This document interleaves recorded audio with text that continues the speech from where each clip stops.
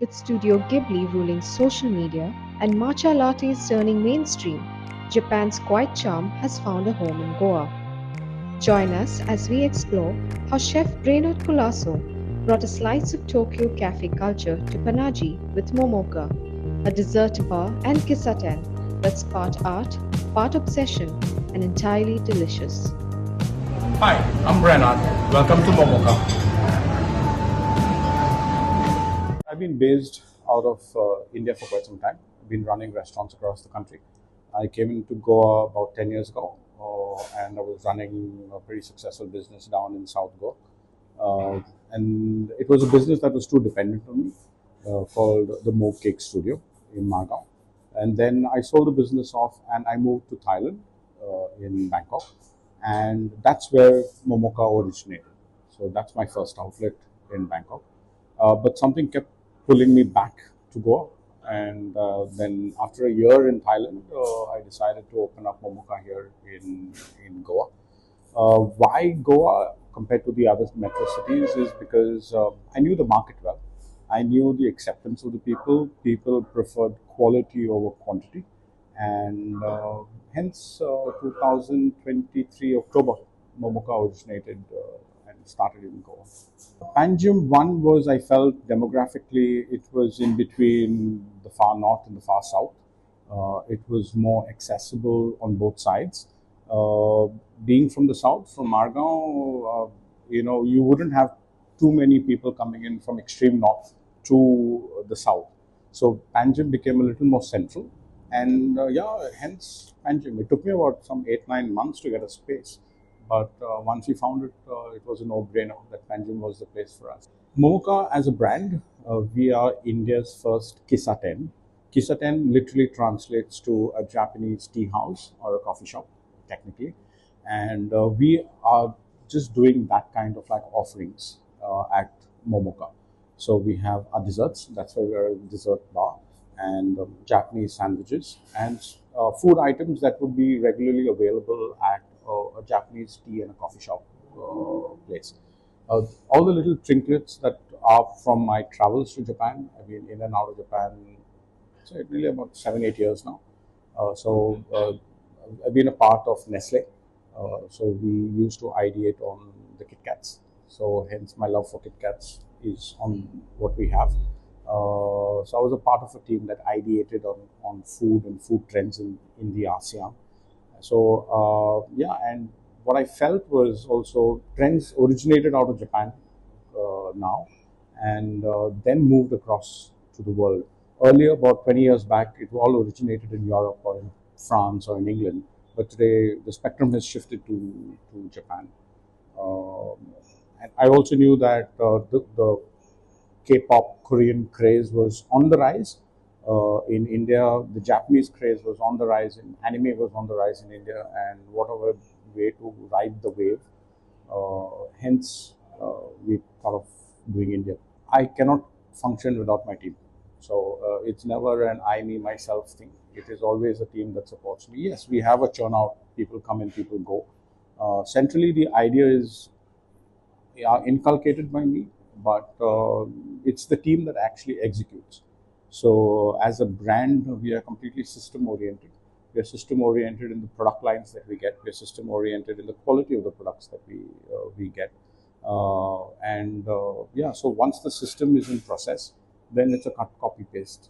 A typical day would be mostly ideating on newer inspirations that I kind of like carry from my travels from Southeast Asia. Being earlier based in Thailand, in Bangkok, and in and out of Japan for so many years, there is so much that India hasn't seen of the cuisine.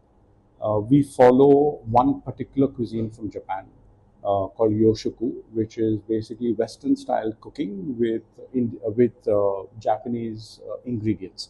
That was because when Japan opened up to trade, the Westerners, when they went to Japan, they couldn't eat the traditional Japanese food.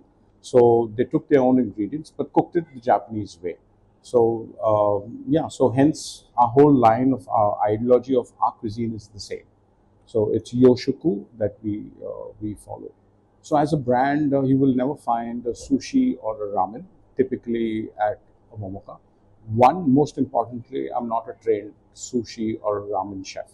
And I wouldn't want to spread myself too thin. I would rather focus on my strengths and give a product that is extremely strong, and I know that it will kind of like really work in the market. The teddy bear mold was developed by three of us chefs way back a little before COVID in 2019, where one of the chefs has got an outlet in London called 79.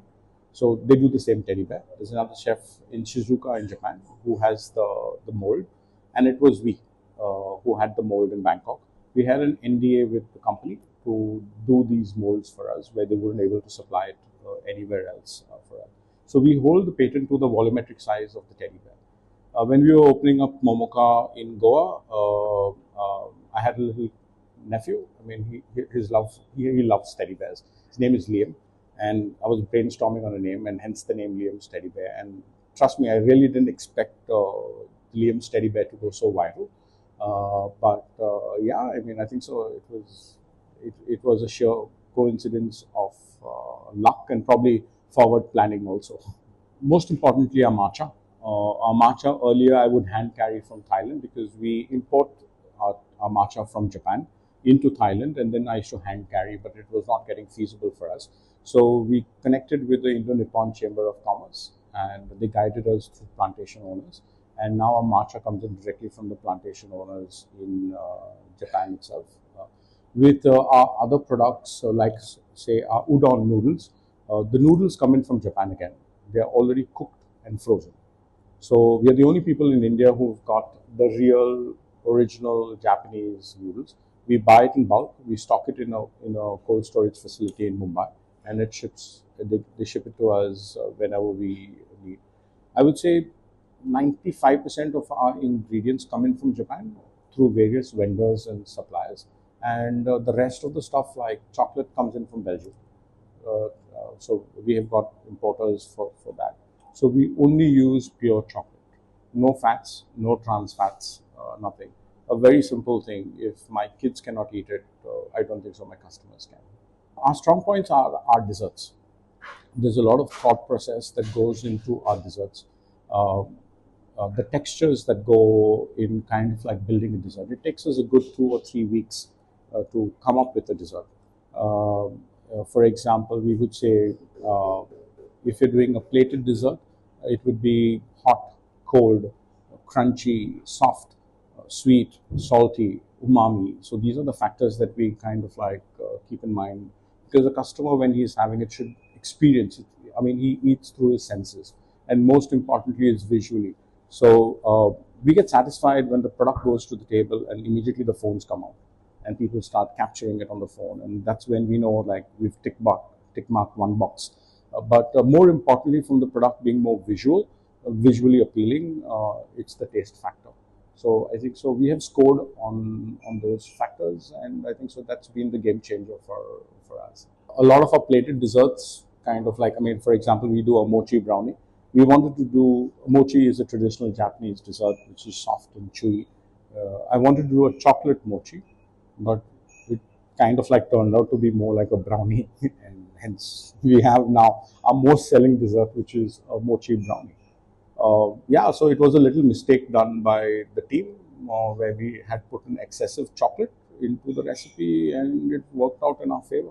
It's extremely important to get customer feedback. So what we did was we have an algorithm-based chatbot with our customers, where we receive feedback from our customers instantly. What the customer does is basically they kind of like post an image on their story, and instantly we give them a free gift, from the menu. What helps in this is because after we give the gift, we ask the customers to write back to us with their honest review and opinions, and we take a lot of feedback from that. Another thing, what we do is before we get a dessert or a product out, our regular customers who frequent us at least probably once, twice a week, or once in 15 days, twice in 15 days, we give out items to them and ask them for their honest opinion. Because what may taste good for me could maybe not be appealing to somebody else. So it's more important to get the feedback from what customers want rather than me being extremely self-impositive. So yes, I mean, I would say 80% of our flavor profiles in terms of sweetness or in terms of umaminess comes in from the customers, while the concept still remains mine. So it's a team effort, I would say, from our clients and on our side. It's helped me kind of like create the connect, because it's important to basically reach out to your customers and explain how things go around in the process. So we have a very strategic policy on our Instagram handle, where we would do at least about 5 stories a day, and we have snippets of whatever happens in the kitchen, okay, that we keep posting. This helps the customer in being connected, in understanding what goes behind the kitchen, whether we goof up or whether we have a hip hip hooray moment. That's all posted. So that way we have kind of like garnered a lot of connect with the customer.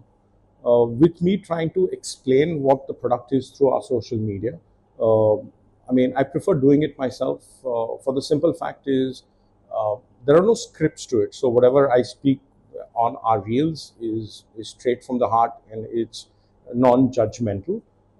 And I think so. Speaking that out truthfully really again helps creating that connect with the customer. And yeah, that's, I think so. That's been where our Instagram handle, we garner close to about 2 million views a month, every month. Yes, we are expanding, and I'm proud to say that no doubt we originated out of Thailand, but I'm still a Goan brand. I'm still very much a Goankar. Uh, I mean, I'm a Shastikar, but yes, I want to take the brand from Goa out. There are a few other brands that have gone, restaurant brands that have gone out of Goa. Like, say, for example, just opposite us is Fisherman's Wharf, who's gone across the country, pulling out from their pages. We're creating systems. Probably by November, we'll be in Pune. We're doing 2 outlets in Pune. After that, we're doing Bombay. After Bombay, Bangalore. So I'm extremely proud that as a Goan brand, yeah, I want to take this ahead across the country. Apart from being a Japanese inspired or a Japanese Kissaten, my first nuances is that we originated out of Goa. We are not incorporating, but like this Diwali, we're working on traditional Japanese mooncakes with a little Goan kind of like influence sweets that we're kind of like putting into the Japanese mooncakes. So that's what we're working on. During Christmas, we do a blend of a little Goan sweets and with a lot of Japanese, outtakes. And last year it was like a super hit. So we did, marzipan, but we shaped them in like, Japanese wagashi. We did a plum cake with marzipan, but it had a Japanese twist to it. So there's a lot of stuff that we kind of like try doing during season. But in terms predominantly with the menu, we will still be more authentically Japanese. So the little Goanness that I would want to portray would be mostly during Christmas or during Easter, because that's the time when the Goan connect would kind of like happen. But if I'm taking the brand across, I have to have a singular page wavelength. I can't keep going up and down. So with that, with our menu style, we would still be originally Japanese. Pros are, it's fantastic. Uh,